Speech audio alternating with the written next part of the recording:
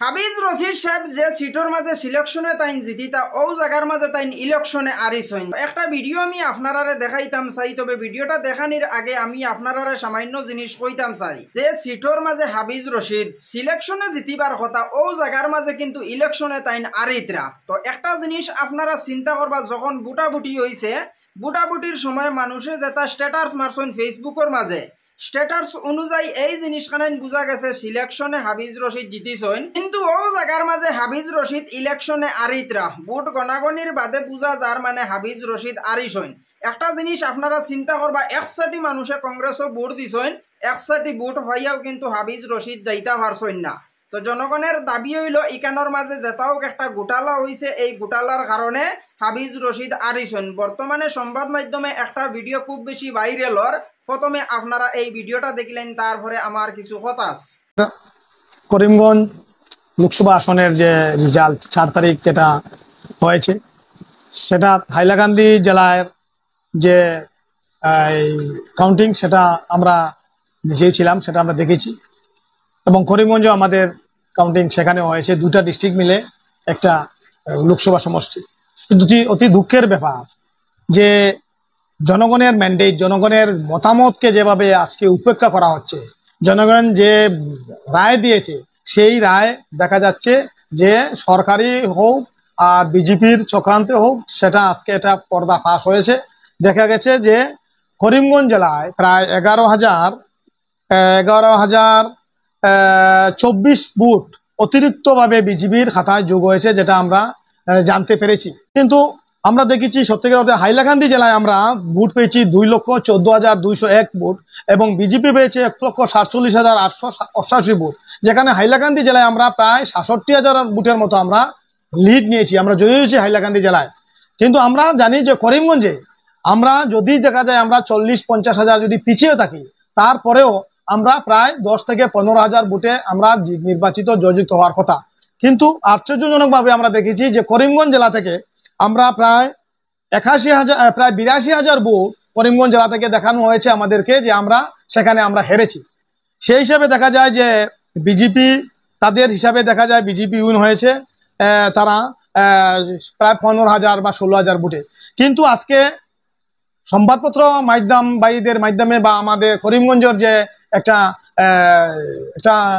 Scrutiny যে সিস্টেমে দেখা গেছে করিমগঞ্জের জেলা শাসক যে তথ্য পেশ করেছেন, সেই তথ্য আমরা দেখতে পেয়েছি যে উনি আমাদের নির্বাচন কমিশন, ইলেকশন কমিশন অফ ইন্ডিয়ায় আমাদের করিমগঞ্জ লোকসভা আসনে সর্বমোট যে ভোট কাস্ট হয়েছে, সেখানে আমরা জানি যে 11,37,583 ভোট কাস্ট হয়েছে সর্বমোট এই করিমগঞ্জ হাইলাকান্দি মিলে। কিন্তু কাউন্টিং করা হয়েছে 11,47,660 ভোট। আপনারা দেখবেন এখানে প্রায় 11,024টা ভোট অতিরিক্ত কাউন্ট করা হয়েছে।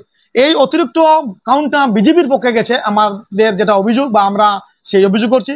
সেই হিসাবে যদি আমরা পুনরায় কাউন্টিং হয়, তাহলে দেখা যায় বিজেপি যেখানে পেয়েছে 5,37,363 ভোট, সেখানে যদি আমরা 11,024 ভোট যদি আমরা মাইনাস করে দিই, দেখা যায় সেখানে 5,25,339 ভোট হয় বিজেপির, এবং কংগ্রেসের 5,21,391 ভোটের যদি আমরা 11,024 ভোট যদি আমরা যোগ করি, তাহলে দেখা যায় কংগ্রেসের ভোট হয়ে যায় 5,37,415 ভোট।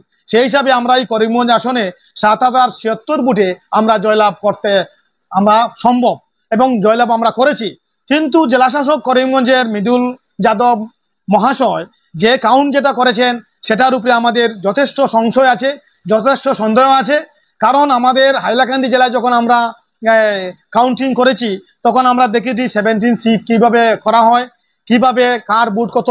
সে আমার কথা হলো যে এখানে আমাদের আছে, যেমন কংগ্রেস পেয়েছে 770 ভোট, বিজেপি পেয়েছে 140 ভোট, AIDF 40 ভোট। সেখানে যদি দেখা যায় করিমগঞ্জে এইভাবে হয়েছে, কিন্তু দেখা যায় যদি যে কংগ্রেসের ভোটটা যদি বিজেপির খাতায় এবং বিজেপির ভোট যদি কংগ্রেসের খাতায় যদি এসব এনা দেনা করা হয়, তাহলে ভোটের গড়বিল থাকবেই। সেই হিসাবে আমার মনে হয় যে আমরা কোনো অবস্থাতেই করিমগঞ্জে 82,000 ভোটে পিছিয়ে থাকতে পারি না।